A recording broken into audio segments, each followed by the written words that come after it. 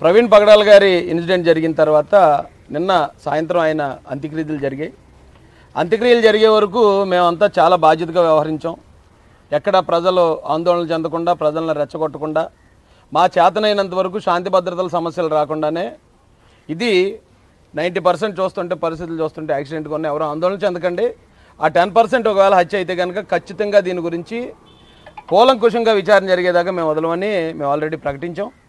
ప్రభుత్వం కూడా వెంటనే గౌరవ సీఎం గారు, అలాగే గౌరవ లోకేష్ గారు, గౌరవ హోంమంత్రి వంగలపూడి అనిత గారు దీని మీద స్పందించి పోలీసు వారికి కూడా స్ట్రిక్ట్ ఇన్స్ట్రక్షన్లు ఇమీడియట్గా దీని వెనక ఎవరున్నారో తీసుకురమ్మని వారు ఇవ్వటం. ఈ ఆంధ్ర తెలంగాణ రాష్ట్రాల క్రైస్తవ సమాజం తరపున వారి ముగ్గురు కూడా హృదయపూర్వక ధన్యవాదాలు తెలియజేస్తున్నాను. అయితే మేము మొన్నటి నుంచి గమనించింది, నేను ఈరోజు దాకా ఎందుకు మాట్లాడలేదంటే ఆయన అంత్యక్రియలు శాంతియుతంగా జరగాలి, నేను కూడా దీని గురించి ఇదేమైనా హత్య లేకపోతే ఎవరైనా చంపారనే అనుమానాలు వ్యక్తం చేయడం ద్వారా ఇది శాంతి భద్రతల సమస్య వస్తుందనే ఉద్దేశంతోనే మేము చాలా హుందాగా వ్యవహరించామండి ఈరోజు దాకా.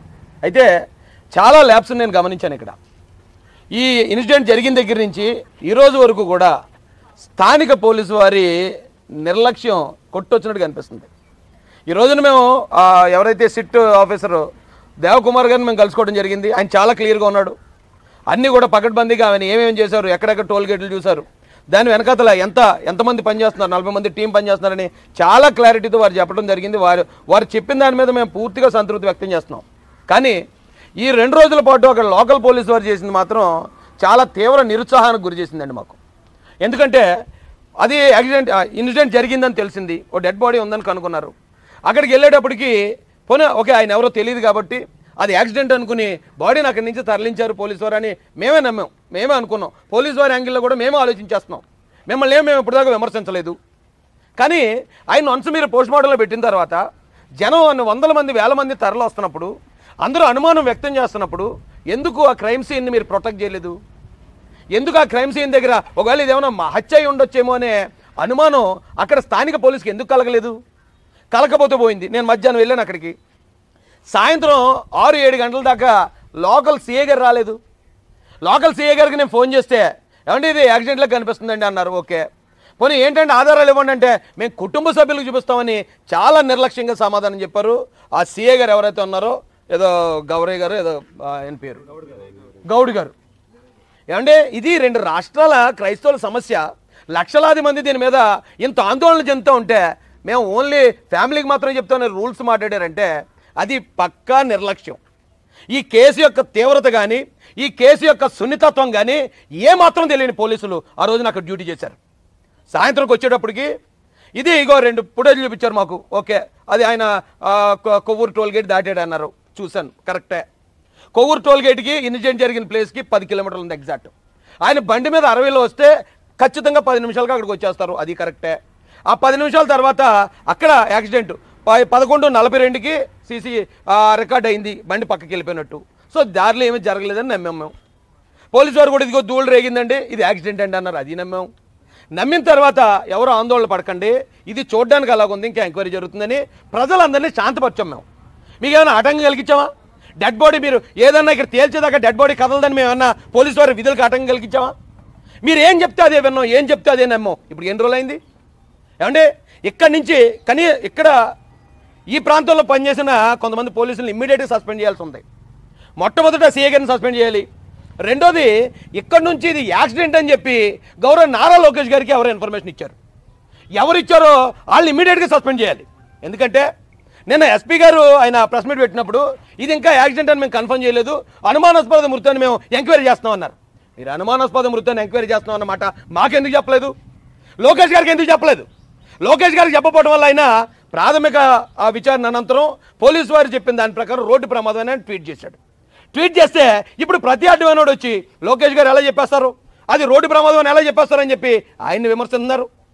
డబుల్ గేమ్ ఆడుతున్నారా? అక్కడ ఒక మాట చెప్పి ఇక్కడ ఒక మాట చెప్పడానికి లేదా గవర్నమెంట్ని ఉద్దేశపూర్వకంగా మీరు బ్యాట్ చేద్దామని ట్రై చేస్తున్నారా? ఆ పోలీస్ అధికారులను అడుగుతున్నాను నేను, ఎవరు చెప్పారు ఇది యాక్సిడెంట్ అని? అక్కడ యాక్సిడెంట్ అని చెప్పిన తర్వాత మీరు ప్రెస్ మీట్ పెట్టి ఇప్పుడు దాకా ఇది యాక్సిడెంట్ అని ఎందుకు ఆధారాలు చూపించలేదు? అక్కడ ఏదైతే కొవ్వూరు టోల్ గేట్ ఉందో ఆ టోల్ గేట్ దగ్గరకు వచ్చేటప్పటికి ఆయన అటు ఇటు నడుస్తున్నాడు, అటు ఇటు ఊగుతుంది. అంతకుముందు ఏదో జరిగిందని అనుమానం వ్యక్తం చేస్తున్నప్పుడు ఇన్ని రోజులు పట్టిందా మీకు కొవ్వూరు టోల్గేట్ నుంచి అనంతపల్లి టోల్గేట్ దాకా ఉన్న ఆ సీసీ కెమెరాలు రిలీజ్ చేయడానికి? అనంతపల్లి టోల్గేట్ దగ్గర ఇతను అలాగే వచ్చాడా? ఆ బ్లింకర్ వెలుగుతుందా, హెడ్లైట్ వెలుగుతుందా? అది బయటపడడానికి ఏమైందా మీకు? మీరు చెప్పిన మాట మేమేమో యాక్సిడెంట్ అయి ఉంటుందనేమో మేము మాట్లాడితే ఈ రోజున మమ్మల్ని ఏదో చేస్తారా మీరు? గన్నవరం దగ్గరే బ్లింకర్ వేసుకుని వస్తున్నారు అన్నట్టు అధికారులు చెప్తున్నారు. ఆ ఫుటేజ్ ఎందుకు రిలీజ్ చేయరు? ఇది యాక్సిడెంట్ అయితే ఎప్పుడైతే బండి పక్కకి వెళ్ళిపోయిందో ఆ తర్వాత ఉన్న ఫుటేజ్ ఎందుకు రిలీజ్ చేయలేదు? మీరు యాక్సిడెంట్ అయితే క్లియర్గా రిలీజ్ చేయండి. లేదు ఇది హత్య అని మీకు అనుమానం ఉందా, హత్యను ప్రకటించి అంత సీక్రెట్గా చేయండి. మీరు హత్య అని చెప్తే మేము అవన్నీ రిలీజ్ చేయమని అడగం, ఎందుకంటే మీకు కొన్ని రూల్స్ ఉంటాయి. మీరు యాక్సిడెంట్ అని చెప్పినప్పుడు అది రిలీజ్ చేయకుండా దాచుకుని ఏం చేద్దామని? ఈ రాష్ట్రంలో ఇప్పటికే ఈ ఓటీటీలు వచ్చిన తర్వాత ప్రతి ఒక్కరు మలయాళం క్రైమ్ సినిమాలు చూసేటు, ఆ సినిమాలు చూసి ప్రతి ఒక్కరు అనాలిసిసే. అక్కడేమైంది, ఇక్కడేమైంది, ఇది ఇలా జరుగుంటుంది, అలా జరుగుంటుంది. ఈ లోపు హిందువులు, ముస్లింలు, క్రైస్తవులు కొట్టుకు తెచ్చేదాకా ఈ విషయానికి ఒక కన్క్లూజన్ ఇవ్వరా? ఏం చేస్తున్నారా నాకు అర్థం కాదు. ఇది కావాలని ఇంటెన్షనల్గా ఈ గవర్నమెంట్ని మమ్మల్ని బ్యాట్ చేయాలని ప్రయత్నిస్తున్నారు. నేను ఇది ఒక పాస్టర్ గారు అని చెప్పి వచ్చానండి. పాస్టర్ మీద నాకు గౌరవం. ఆయన ఎలా చనిపోయారంటే ఏమో వెనకాల ఏమన్నా కాన్స్పిరసీ ఉందేమో, లేదా నిజంగా యాక్సిడెంట్లో చనిపోయారేమో. నాకు చెప్పడం అయితే యాక్సిడెంట్ అని చెప్పారు. కానీ అక్కడికి వచ్చి చూసిన తర్వాత అందరూ అనుమానాలకి తావిచ్చేలా ఉంది కదా పరిస్థితి. ఆ పరిస్థితులు అలా ఎందుకు వచ్చాయి, వీళ్ళ అనుమానాలు ఏమేమి వ్యక్తం చేస్తున్నారు, దానికి ఈ పార్టీకే క్లారిటీ ఇవ్వాలి కదా. అంటే దీన్ని ఇంకా ప్రతిపక్ష పార్టీలో లేకపోతే కేంద్రంలో ఉన్న పార్టీలో ఇవన్నీ వచ్చి ధర్నాలు రాస్తారోకలు చేసి ఈ మత గొడవలు జరిగేదాకా కళ్ళు అప్పగించి చూస్తారా? ఎవరైతే ఈ బాధ్యులు అధికారులు ఉన్నారో వీళ్ళందరినీ ఇమ్మీడియట్గా సస్పెండ్ చేయాల్సిందిగా తూర్పుగోదావరి జిల్లా ఎస్పీ గారిని మేము డిమాండ్ చేస్తున్నాం.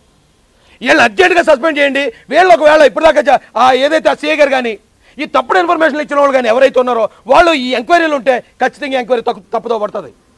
మీరు చెప్పింది మేము నమ్మం. అది యాక్సిడెంట్ అయితే సీసీ ఫుటేజ్ వెంటనే మీరు రిలీజ్, ఎందుకంటే ఇది ఎంత గొడవ అవ్వదు. ఎప్పుడో పొద్దున్న మీరు కనిపెట్టారు పోలీసులు డెడ్ బాడీని, ఆ డెడ్ బాడీని తీసుకుని వెళ్ళారు. వెళ్ళిన వెంటనే మీరు ఎంక్వైరీ చేసి ఉంటారు కదా, సీసీ ఫుటేజ్ చూసుంటారు కదా, అది వెంటనే మధ్యాహ్నానికి రిలీజ్ చేసి ఉంటే ఈ గొడవ ఇంత గొడవ అవ్వదు, ఇంత అనుమానం రాదు. ఒకవేళ హత్య అయితే హత్య అని తెలుసును, యాక్సిడెంట్ అయితే యాక్సిడెంట్ అని తెలుసును. మీరు ఎందుకు దాన్ని దాచి కూర్చుంటున్నారు? మీరు ఎందుకు దాచిపెడుతున్నారు దాన్ని? మీరు దాచిపెట్టి 10 రోజుల తర్వాత రిలీజ్ చేస్తే మీరు నిజం రిలీజ్ చేసిన మేము అబద్ధం అనుకుంటాం. ఆ రోజున పోస్ట్ మార్టం కూడా చేశారు. పోస్ట్ మార్టం చేసింది డాక్టర్లు, టీమ్ ఆఫ్ డాక్టర్లు ఇచ్చారు. బంధువుల తరపున డాక్టర్ ఉన్నాడు, బంధువుల తరపున పెద్దలు ఉన్నారు, బంధువులు ఉన్నారు, సాక్షులు ఉన్నారు. సాక్షులు ఉన్నప్పుడు ప్రాథమిక విచారణ, ప్రాథమిక నిర్ధారణ ఇప్పుడు దాకా ఎందుకు చెప్పలేదు మీరు? నిజంగానే కర్రలిచ్చి కొట్టినట్టు ఏమైనా ఉందా? కత్తులిచ్చి పడుతున్నట్టు ఉందా? ఆయన యాక్సిడెంట్లో చనిపోయినట్టుందా? అనుమానాస్పదంగా కొట్టి చంపినట్టుందా? ప్రాథమిక నిర్ధారణ మీరు బయటకి ఇచ్చుంటే ఈ రోజున రాష్ట్రం ఇన్ని అవమానాలు పడదు. ఇప్పుడు గవర్నమెంట్ మీద వేసేస్తున్నారు. ఇది చంద్రబాబు నాయుడు గారికి ఏం పని, లోకేష్ గారికి ఏం పని, రాజేష్ మాసానికి ఏం పని దీన్ని తప్పుదారి పట్టించడానికి? అరే ఆయన నా స్నేహితుడు, నేను పాస్టర్లు అంటే గౌరవిస్తాను. నేను పాస్టర్ల తరపున నిలబడడం వల్ల ఎంతో కోల్పోయినోడిని. క్రైస్తవుల తరపున పోరాటం ద్వారా నేను జైలుకి వెళ్ళి వచ్చాను. రాజమండ్రిలో మీద హత్యా ప్రయత్నం జరిగింది. వీళ్ళ తరపున మాట్లాడటం వల్ల నా ఎమ్మెల్యే టికెట్ కూడా వదులుకున్నాను నేను. అలాంటి నన్నే ఈ రోజున తప్పుడుగా చిత్రీకరించే పరిస్థితి ఎందుకు వచ్చింది? పోలీసు ఇచ్చిన ఇన్ఫర్మేషను నేను అక్కడ చూసింది అది నిజం అనుకుని 90% జనాలు ఆందోళన పడకూడదని మేము చెప్తే మీరు ఆడుకుంటారు. ఇంకా మేమేమో బూతులు తింటాం మీ గురించి, మీరు మాత్రం డ్యూటీ చేయకుండా ఆడుకుంటారా? ఇమీడియట్గా దీని మీద ఈరోజు సాయంత్రానికే విజయవాడ నుంచి ఎక్కడెక్కడ ఎలా దాటుకుంటూ వచ్చాడు. ఆయన క్రాస్ చేసి ఇక్కడ క్రాస్ చేసిన రెడ్ కార్ ఎవరిది? ఆ రెడ్ కార్ ఎక్కడి నుంచి వచ్చింది? ఆ రెడ్ కార్ గుద్దిందేమో మాకు డౌట్ ఉంది. ఆయన పడిపోయిన తర్వాత ఆ తర్వాత 1 గంట తర్వాత 10 మంది వెళ్ళి ఆయన కొట్టి చంపి ఆయన మీద ఈ బుల్లెట్ పెట్టారని మాకు డౌట్ ఉంది. ఈ కొవ్వూరు టోల్గేట్ ముందు ఆయన మీద దాడి జరిగి ఆయన హెడ్ ల్యాంప్ని కావాలనే పగలగొట్టారని డౌట్ ఉంది. ఈ డౌట్లన్నీ క్లియర్ చేయాల్సింది పోలీసు వారు. మేమేమో మీ గురించి మేము మాట్లాడుతూ ఉంటే మీరేమో నిమ్మక నీరెత్తినట్టు కూర్చుంటే ఏం చేద్దామని? గవర్నమెంట్ మీద ఏమైనా పగబట్టారా? ఇమీడియట్గా దీనికి సంబంధించిన వాస్తవాలు ఈవేళ సాయంత్రానికే కావాలి. దీని మీద ఇప్పుడు దాకా నిర్లక్ష్యం వహించిన ప్రతి అధికారిని సస్పెండ్ చేయాలి. లేకపోతే ఈ ముద్ర ఏదైతే ఉందో, ఈ చెలవల పొలవలు ఏవైతే ఉన్నాయో ఇది ప్రభుత్వం మోయాల్సి వస్తుంది. ప్రభుత్వానికి ఏమేంటి ఇందులో మ్యానిపులేట్ చేయాలను మరోటి చేయాలని ప్రభుత్వానికి ఇంట్రెస్ట్ ఉంటే చంద్రబాబు నాయుడు గారు, లోకేష్ గారు, గౌరవ ఎవరవడి మా అక్క అనిత గారు వారు రారు కదా. వారు వచ్చి మీకు ఇంత ఫ్రీ హ్యాండ్ ఇచ్చిన తర్వాత కూడా ఇన్ని రోజులు మీరు ఆలస్యం చేయటం, రేపు పొద్దున ఏమైనా జరగకూడదు జరిగితే దానికి పోలీసులే బాధ్యత వహించాలని నేను మీకు డిమాండ్ చేస్తూ నేను ముగిస్తున్నానండి. Thank you. చూసారు కదండి, మరి ఈ వీడియో కనుక మీకు నచ్చినట్లయితే ఒక లైక్ కొట్టేసి మీ అభిప్రాయాన్ని కూడా కామెంట్ బాక్స్లో తెలియజేస్తూ ఇలాంటి ఇంట్రెస్టింగ్ అప్డేట్స్ కోసం మా ఛానల్ని సబ్స్క్రైబ్ చేసుకోండి.